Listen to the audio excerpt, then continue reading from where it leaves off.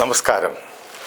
ആലപ്പി അഷ്റഫ് കണ്ടതും കേട്ടതും എന്ന എൻ്റെ ചാനലിലേക്ക് ഏവർക്കും സ്വാഗതം. ഒരിക്കലും അണയരുതെന്ന് കരുതി നാം ചേർത്ത് പിടിച്ച ദീപങ്ങളായിരിക്കാം നമ്മളെ ഏറ്റവും കൂടുതൽ പൊള്ളലേൽപ്പിച്ച് അണഞ്ഞു പോകുന്നത്. അത്തരത്തിൽ അകാലത്തിൽ പൊലിഞ്ഞ പ്രിയ നവാസിന്റെ ഓർമ്മക്കുറിപ്പുകളാവട്ടെ ഈ എപ്പിസോഡ്.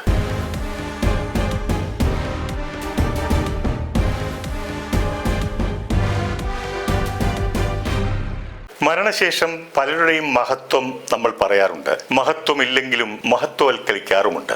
എന്നാൽ തന്റെ ജീവിതമാണ് തന്റെ സന്ദേശമെന്ന് ജീവിച്ചിരിക്കുമ്പോൾ തന്നെ മാതൃക കാണിച്ച അതുല്യ കലാകാരനായിരുന്നു കലാഭവൻ നവാസ്. നവാസിന്റെ അകാല വിയോഗം നമ്മുടെ മനസ്സിലേൽപ്പിച്ചത് ഞെട്ടൽ മാത്രമല്ല, അക്ഷരാർത്ഥത്തിൽ മനസാക്ഷിയെ മരവിപ്പിക്കുന്നതുമായിരുന്നു. നവാസിന്റെ പിതാവായ അബൂബക്കർ അസാമാന്യ കഴിവുള്ള ഒരു പ്രൊഫഷണൽ നാടക കലാകാരനായിരുന്നു. 50 വർഷങ്ങൾക്ക് മുൻപ് രാമു കാര്യട്ടിന്റെ ദ്വീപ് എന്ന ചിത്രത്തിൽ ആ സിനിമയിലെ അദ്ദേഹത്തിന്റെ പെൺമക്കളുടെ ഏക സഹോദരനായി അഭിനയിച്ചിരുന്നത് ഞാനായിരുന്നു. ഒരു മാസക്കാലത്തോളം അബൂബക്കറിനോടൊപ്പം ഞാനും മിനിക്കോയ് ദ്വീപിൽ താമസിച്ചിരുന്നു.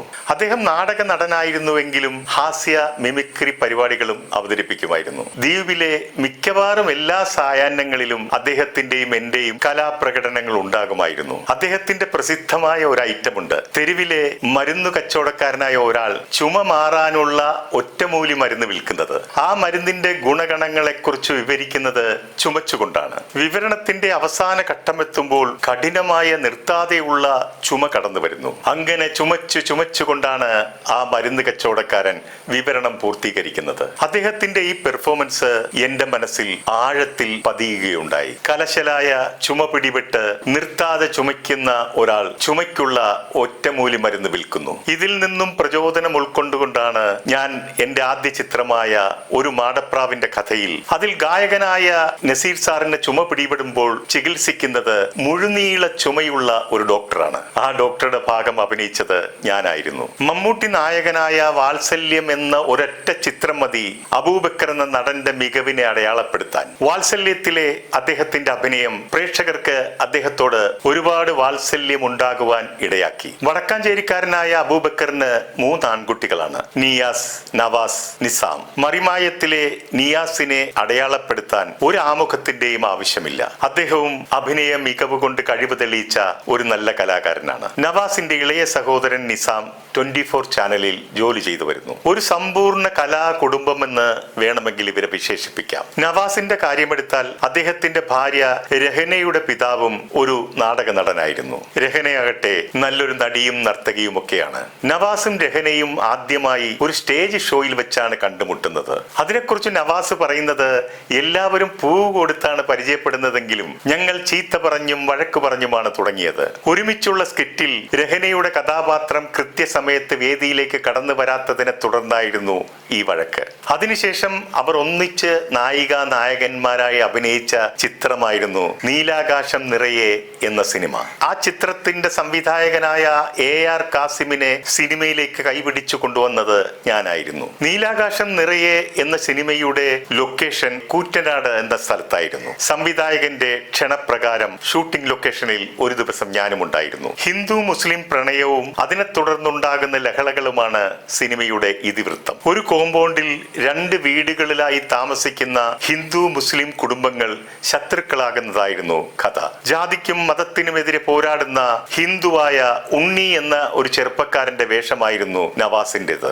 ആമിന എന്ന ഒരു മുസ്ലിം കഥാപാത്രമായി രഹന എത്തുന്നു. നടൻ മുരളിയുടെ ഹാജിയാർ കഥാപാത്രത്തിന്റെ മകളാണ് ആമിന. കഥയുടെ അവസാനം ഹാജിയാരുടെ ഭാര്യ മകളായ ആമിനയെ ഉണ്ണി എന്ന ചെറുപ്പക്കാരന്റെ കയ്യിൽ ഏൽപ്പിച്ചിട്ട് പറയുന്നു, ജാതിയും മതവും ഇല്ലാത്ത മനുഷ്യരുള്ള സ്ഥലത്ത് പോയി നിങ്ങൾ ജീവിച്ചുകൊള്ളൂ എന്ന്. സിനിമയിൽ മാത്രമല്ല ജീവിതത്തിലും രഹനയുടെ കൈകൾ മുറുകെ പിടിച്ച് മരണം വരെ പരസ്പരം സ്നേഹിച്ച് മാതൃകാപരമായ ഒരു ജീവിതമാണ് നവാസ് നയിച്ചിരുന്നത്. നീലാകാശം എന്ന സിനിമ ഇടയ്ക്ക് വെച്ച് നിർത്തിവെക്കേണ്ടതായി വന്നു. നടൻ മുരളി ഇലക്ഷന് സ്ഥാനാർത്ഥിയായി നിന്നതായിരുന്നു അതിന്റെ കാരണം. ഇതിനിടെ ഇതിന്റെ സംവിധായകനായ AR കാസിം സീരിയൽ സംവിധായകനായ ശ്യാം സുന്ദറിന്റെ കൂടെ അസോസിയേറ്റ് ആയി വർക്ക് ചെയ്യുന്ന കാലം കൂടിയായിരുന്നു. അങ്ങനെ കാസിം മുഖേന മുഖേനയാണ് ശ്യാം സുന്ദറിന്റെ സമയം എന്ന ഏഷ്യാനെറ്റ് സീരിയലിൽ രഹന നായികയായി എത്തുന്നത്. അന്ധയായ ഒരു കഥാപാത്രത്തെയായിരുന്നു രഹന അതിൽ അവതരിപ്പിച്ചത്. അത് വളരെ ശ്രദ്ധ പിടിച്ചു പറ്റി. അതിലെ അഭിനയ മികവ് അവർക്ക്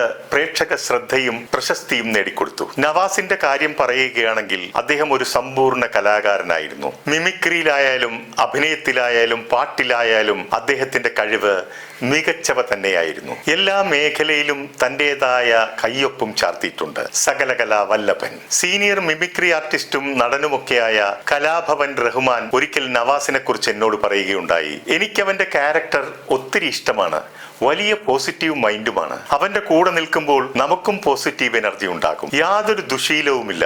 പുകവലി, മദ്യപാനം, മറ്റു ദുശീലങ്ങൾ ഒന്നും തന്നെ ഇല്ല. നമ്മളെല്ലാവരും കുടുംബത്തെ സ്നേഹിക്കുന്നവരാണ്. എന്നാൽ അതുക്കും മേലെയാണ് നവാസിന്റെ കുടുംബത്തോടുള്ള സ്നേഹമെന്നാണ് റഹ്മാൻ പറഞ്ഞു നിർത്തിയത്. ഒരിക്കൽ ഒരു ചാനലിൽ രഹനയും നവാസും ഒരുമിച്ച് ഒരു അഭിമുഖത്തിൽ പങ്കെടുത്തപ്പോൾ അവതാരക ഭാര്യയ്ക്കുള്ള ഡെഡിക്കേഷൻ സോങ് ആവശ്യപ്പെട്ടു. അപ്പോൾ ഗായകനായ നവാസ് പാടിയത് പൂമുഖവാതിൽക്കൽ സ്നേഹം വിടർത്തുന്ന പൂന്തിങ്കളാകുന്നു ഭാര്യ എന്ന ഗാനമായിരുന്നു. നവാസ് ആ പാട്ട് പാടിയപ്പോൾ നമുക്ക് തോന്നിയത് എത്ര തെളിഞ്ഞാലും എണ്ണ പറ്റാത്തൊരു ചിത്ര വിളക്കാണ് രഹന, എണ്ണിയാൽ തീരാത്ത ജന്മാന്തരങ്ങളിൽ അന്നദാനേശ്വരി രഹന എന്ന് പാടിയതുപോലെ തോന്നി. അത്രത്തോളം സ്നേഹം തുളുമ്പുന്ന കണ്ണുകളോടെ രഹനയെ നോക്കിക്കൊണ്ടായിരുന്നു നവാസ് ആ പാട്ട് പാടിയത്. നവാസിന്റെ പാട്ട് പാടാനുള്ള കഴിവിന് ഒരു പ്രത്യേകതയുണ്ട്. ആണിന്റെയും പെണ്ണിന്റെയും സ്വരത്തിൽ പാടാനുള്ള കഴിവ് അപാരം തന്നെയാണ്. എന്റെ നിന്നിഷ്ടം എന്നിഷ്ടം എന്ന ചിത്രത്തിലെ യേശുദാസും ജാനകിയമ്മയും കൂടി ചേർന്ന് പാടുന്ന ഇളം മഞ്ഞിൻ കുളിരുമായി എന്ന് തുടങ്ങുന്ന ഗാനം യേശുദാസിന്റെയും ജാനകിയമ്മയുടെയും ശബ്ദത്തിൽ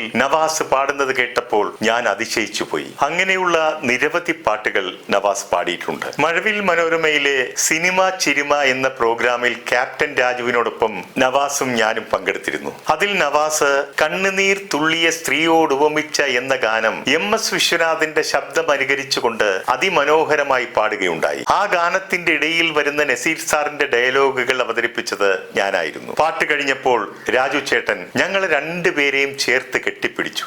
ആ രണ്ടുപേരും അതിന്റെ അവതാരകനായ സിദ്ദീഖും ഇന്ന് നമ്മളോടൊപ്പമില്ല. ഞങ്ങൾ 4 പേർ ചേർന്ന് അവതരിപ്പിച്ച ആ പ്രോഗ്രാമിൽ ഇന്ന് ഞാൻ മാത്രം ബാക്കി. മരണം എന്ന് പറയുന്നത് രംഗബോധമില്ലാതെ കടന്നു വരുന്ന ഒരു കോമാളിയാണല്ലോ. നവാസ് കലാസ്നേഹിയും മനുഷ്യസ്നേഹിയും മാത്രമല്ല, ഒരു പ്രകൃതി സ്നേഹി കൂടിയാണ്. അതിന്റെ ഉത്തമ ഉദാഹരണമാണ് അദ്ദേഹം താമസിക്കുന്ന 80 സെന്റിനകത്തുള്ള മൺവീടും മരങ്ങളും. കൃഷിയെ സ്നേഹിക്കുന്ന നവാസ് വീട്ടിലേക്കുള്ള പച്ചക്കറികളും മറ്റും ഈ തിരക്കിനിടയിലും സ്വയം കൃഷി ചെയ്താണ് ഉണ്ടാക്കുന്നത്. ആ വീടും പരിസരവും ഒക്കെ എത്ര പ്രകൃതി രമണീയമാണ്. അത് അദ്ദേഹത്തിന്റെ പ്രകൃതിയോടുള്ള സ്നേഹത്തിന്റെ ഉത്തമ ഉദാഹരണവുമാണ്. നവാസിന് 3 കുട്ടികളാണ് ഉള്ളത്, 2 ആണും 1 പെണ്ണും. മകൾ നെഹ്റിൻ നവാസ് ഒരു ചിത്രത്തിൽ നായികയായി അരങ്ങേറ്റം കുറിച്ചിട്ടുണ്ട്. കൺഫെക്ഷൻസ് ഓഫ് എ കുക്കു എന്നായിരുന്നു ആ സിനിമയുടെ പേര്. നവാസ് അഭിനയിച്ച ഹിറ്റ്ലർ ബ്രദേഴ്സ് എന്ന ചിത്രത്തിലെ ബസ്സിലെ കിളിയുടെ ക്യാരക്ടർ കൊടകര കൊടകര എന്ന് വിളിച്ച് ബസ്സിലേക്ക് ആളെ കയറ്റുന്ന രംഗം പപ്പുവേട്ടനും നവാസും ചേർന്ന്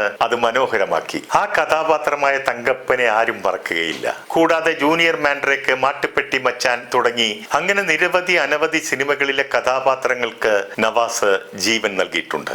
ആരോഗ്യം വളരെയധികം കാത്തു സൂക്ഷിച്ചിരുന്ന നവാസിന് ഷൂട്ടിംഗ് സ്ഥലത്ത് വെച്ചൊരു നെഞ്ചരിച്ചിൽ ഉണ്ടായ വിവരം ഭാര്യ പിതാവിനെ ഫോൺ ചെയ്ത് അറിയിച്ചിരുന്നു. ഗ്യാസിന്റെ പ്രശ്നമായിരിക്കുമെന്നുള്ള സംശയമായിരുന്നു നവാസിനുണ്ടായിരുന്നത്. എന്നാൽ ഫോണിലൂടെ വിവരങ്ങൾ കേട്ടറിഞ്ഞ കുടുംബ ഡോക്ടർ പറഞ്ഞത് ഇത് സാധാരണ ഗ്യാസിന്റെ ഒരു നെഞ്ചരിച്ചിലല്ലെന്നും ഉടൻ ഏതെങ്കിലും ആശുപത്രിയിൽ എത്തണമെന്നുമായിരുന്നു. ECG എടുത്ത് തനിക്ക് ഉടൻ അയച്ചു തരണമെന്നും ആ ഡോക്ടർ ആവശ്യപ്പെട്ടു. എന്നാൽ നവാസ് ഇത് രണ്ടും ചെയ്തില്ല. ഒരുപക്ഷെ ഷൂട്ടിംഗ് മുടങ്ങാതിരിക്കാൻ പിറ്റേ ദിവസത്തേക്ക് മാറ്റിവെച്ചതാകാം. ദൈവത്തിന്റെ തീരുമാനങ്ങളെ മനുഷ്യർക്ക് മാറ്റിമറിക്കാൻ പറ്റില്ലല്ലോ. അതിനെക്കുറിച്ച് നവാസ് തന്നെ ഒരു അഭിമുഖത്തിൽ പറയുന്നുണ്ട്. ഇപ്പോൾ ഞാൻ ഇവിടെ ഇരിക്കുന്നുണ്ട്, നാളെ എവിടെ ഉണ്ടാകുമെന്ന് അറിയാൻ പറ്റില്ല. ഈ നിമിഷം ഞാൻ എന്റെ വീട്ടിലേക്ക് എത്താൻ പറ്റുമെന്ന് ഉറപ്പില്ലാത്ത അത്തരം നിസ്സഹായരാണ് മനുഷ്യർ. ഒന്നും നമ്മുടെ കൺട്രോളിലല്ല. നമുക്ക് ഇന്ന് കാണാമെന്ന് ഞാൻ ഇന്നലെ പറഞ്ഞു, പക്ഷേ ഇന്ന് കാണാൻ പറ്റുമായിരുന്നു എന്ന് യാതൊരു ഗ്യാരണ്ടിയുമില്ല. അത്രയേ ഉള്ളൂ നമ്മൾ. നവാസ് പറഞ്ഞ ഈ വാക്കുകൾ തന്റെ കാര്യത്തിൽ ഒരു മുൻവിധി പോലെ പറഞ്ഞതായി നമുക്ക് തോന്നിപ്പോകും. കാരണം ഷൂട്ടിംഗ് കഴിഞ്ഞ് റൂമിലെത്തിയ ഉടൻ ഭാര്യയെ വിളിച്ചു, ഷൂട്ടിംഗ് തീർന്നു, ഞാൻ വീട്ടിലേക്ക് തിരിക്കുകയാണെന്ന് പറഞ്ഞു. പക്ഷെ അദ്ദേഹത്തിന് ഭാര്യയ്ക്ക് കൊടുത്ത വാക്ക് പാലിക്കാൻ കഴിയാതെ മടങ്ങേണ്ടി വന്നു. ഒരുപാട് സ്വപ്നങ്ങളും മോഹങ്ങളും ബാക്കി വെച്ച് കടമകളൊക്കെ പാതി വഴിയിൽ ഉപേക്ഷിച്ച് കടന്നു പോകേണ്ടി വന്ന പ്രിയ നവാസിന് കണ്ണുനീർ പ്രണാമം. പിടിച്ചു നിർത്താനോ തടഞ്ഞു വെക്കാനോ പറ്റാത്ത ഒന്നേയുള്ളൂ ഈ ഭൂമിയിൽ, അത് മരണമാണ്. എന്നാൽ മരണത്തിന് കൊണ്ടുപോകാൻ കഴിയാത്തതൊന്നുണ്ട് ഇവിടെ. മറ്റുള്ളവരുടെ മനസ്സിൽ നാം നൽകിയ സന്തോഷവും സ്നേഹം നിറഞ്ഞ ഓർമ്മകളും. നിർത്തുന്നു. നന്ദി, നമസ്കാരം.